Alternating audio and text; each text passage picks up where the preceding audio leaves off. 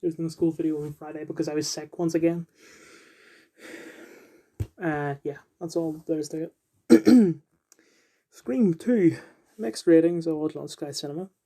Directed by Wes Craven and starring Neve Campbell, David Arquette, Courtney Cox, Sarah Michelle Gellar, Timothy Olyphant, Glenda Pinkett Smith, Lee Schreiber, Luke Wilson, Laurie Metcalf, Heather Graham, Omar Epps, Portia de Rossi, Joshua Jackson.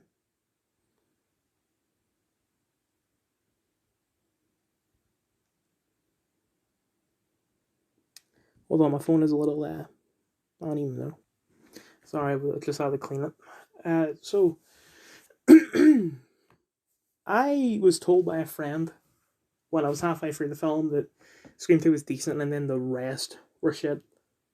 I liked Scream 2.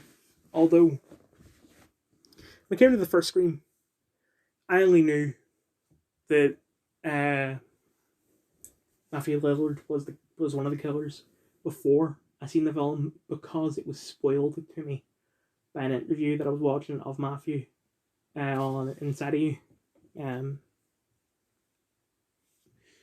But when it came to Scream 2, I sort of, well, initially, I did think this guy seems a little bit too like Matthew Lillard. I'm just going to assume that he's a killer. Timothy Olyphant I'm talking about. And then I was right. Although, partway through the film, I did think it's the camera guy. I forget his name. Joel. Because of when Randy is killed. Just seemed a bit suspicious, you know.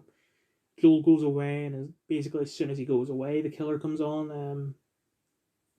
And then Randy's killed in the camera van and all that. Well, you know what I mean. I guess that was intentional to make you think he's the killer, but whatever. The point is, it was still predictable that Timothy Olyphant was one of the killers. And as for Mrs. Loomis, the thing is that back in September, when I was initially writing the script for my film for Moving Image and Media, it is fucking warm in here. Let me open the window. Top of having a window open.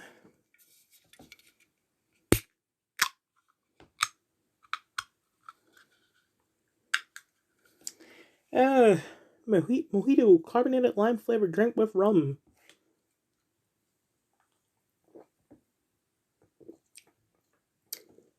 God damn. It's like a Sprite with a bit of an aftertaste. I like it. So, when I was looking up, researching for my film, I was like, okay, I want my film to have... Right. So, in your usual horror film, we'll say Scream, for example, the first one. I mean, it applies to, as far as I know, all of them.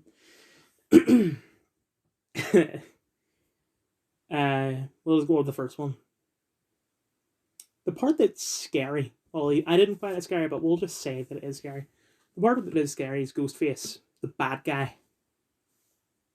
And before I watched Don't Breathe, I assumed that the old man was the good guy, and he was also what made the film scary. So I thought, that makes Don't Breathe unique.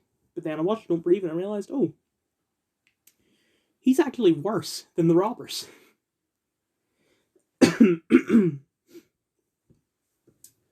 So I looked up, a list of films where the villain is a good guy, or something like that, basically. Came across that list, and it's filled with bullshit. It's like, Mrs. Voorhees from the original Friday the 13th is the good guy because, she's taking revenge on her son's death when her son wasn't actually murdered. He just died due to recklessness of, camp counselors. And one of the people on the list was Mrs. Loomis.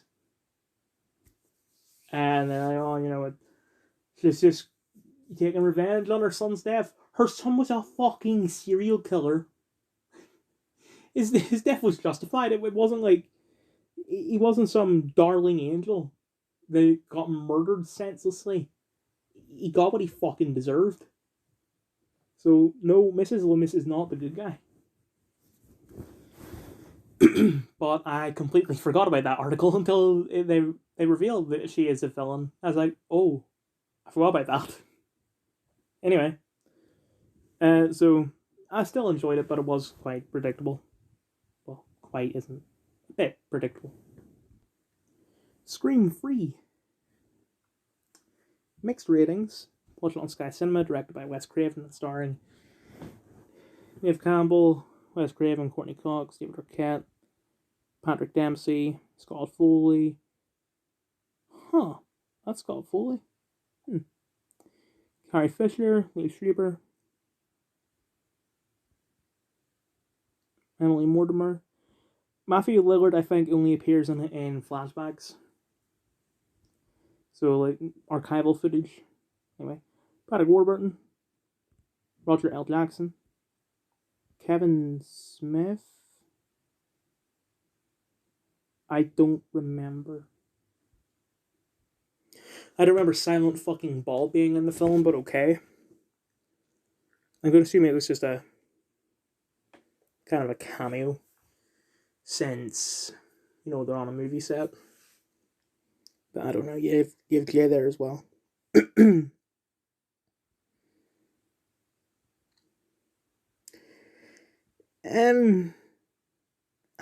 Scream 3 is okay, I guess. This one was quite predictable, even, but they try and justify it by, it's kind of like a She-Hulk thing where they basically admit that the writing is bad, but they have the mentality of, we're pointing out that the writing is bad, therefore it's not bad. Because in this one, it's like, you meet Randy's sister because he has a sister all of a sudden, which I don't have a problem with him having a sister all of a sudden. That was fine.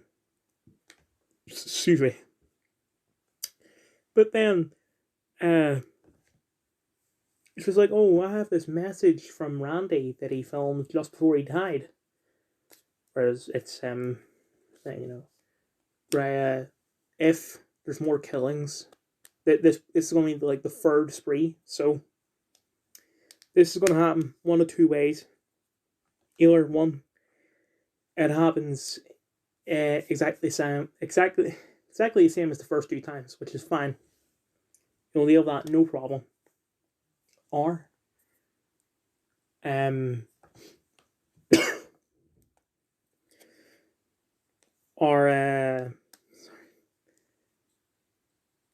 I forget what he said. Just basically, it's different, and this time it's the final chapter. So this time, anyone can die, even you, Sid. And the killer isn't. He's gonna stand right back up again, stuff like that. And then that happens. Oh, and it's also like, oh, whatever you think you know about everything, you know nothing, because it's like, oh, all of a sudden, Sid has a half brother, and he's the killer in this one. But they're like, hey, we're gonna do some bullshit, so it's no longer bullshit since we're pointing it out, but it still is bullshit. But I still so enjoyed it. I would have watched Scream 4 today, but I can't get access to it anywhere. I was in CEX on Wednesday. They didn't have any DVDs for Scream 4. I've been looking up the past couple of weeks since I finished the first Scream to see if they're playing the fourth one, because they played 2, 3, and 5 back to back. But not 4 for some reason, so I assume that there's some controversy with 4. There's something really offensive that happened in 4. Maybe a white person said the M word. I don't know. Instead, I watched. Yeah, I shouldn't have done like a thing where I tried to transition like that. So I looked up if there's controversy, and apparently there's something to do with white privilege. Oh, fuck. So yeah, instead of watching Scream 4, I watched Darkman. Mixed ratings. It's directed by Sam Raimi. I kind of like the way that I I watched the film, two films by Wes Craven immediately followed by a Sam Raimi film because they're sort of like feud. Anyway, Liam Neeson, Bruce Campbell, Francis McDormand, or yeah, Ted Raimi,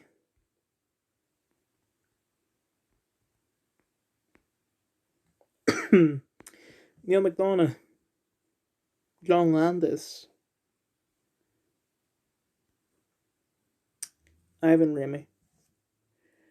It's really good. If you like Deadpool, just at least give it a try. But Deadpool feels more mainstream compared to this because this is Sam Raimi's style, and his style is very niche, I guess. And there'll be people like, oh, I love Sam Raimi, I love the Spider-Man trilogy, and possibly Doctor Strange too. Yeah, but while Doctor Strange 2 had a bit of Evil Dead in it, and the Spider-Man trilogy just had like elements of horror in it. Even if you're a basic bitch fan of those films, you probably still wouldn't enjoy Darkman because it is quite, well, niche is the only word I have for it in its style of directing.